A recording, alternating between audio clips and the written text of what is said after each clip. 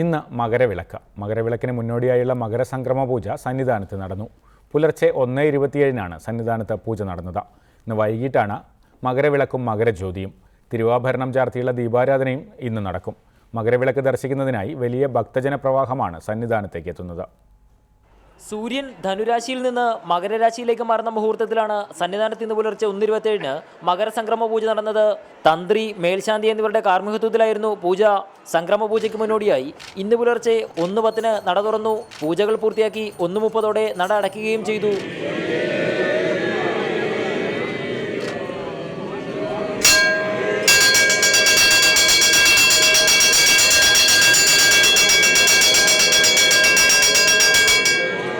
എന്നാൽ ഈ സമയത്ത് തീർത്ഥാടകർക്ക് 18ാം പടി ചവിട്ടുന്നതിന് അനുവാദമുണ്ടായിരുന്നില്ല. ഇന്ന് 3 മണിക്ക് നട തുറന്നതിന് ശേഷമേ തീർത്ഥാടകരെ പടി ചവിട്ടാൻ അനുവദിക്കൂ. മകരവിളക്കിന് മുന്നോടിയായി വലിയ ഭക്തജനത്തിരക്കാണ് സന്നിധാനത്ത് അനുഭവപ്പെടുന്നത്. സന്നിധാനമാകെ പൂക്കൾ കൊണ്ട് അലങ്കരിച്ചു കഴിഞ്ഞു. മകരവിളക്ക് കാണാൻ എത്തിയ തീർത്ഥാടകരെല്ലാം തന്നെ സന്നിധാനത്ത് തങ്ങുകയാണ്. ഇന്ന് വൈകിട്ട് 6:30 പന്തളത്ത് നിന്ന് പുറപ്പെട്ട തിരുവാഭരണ ഘോഷയാത്ര സന്നിധാനത്ത് എത്തിച്ചേരുക.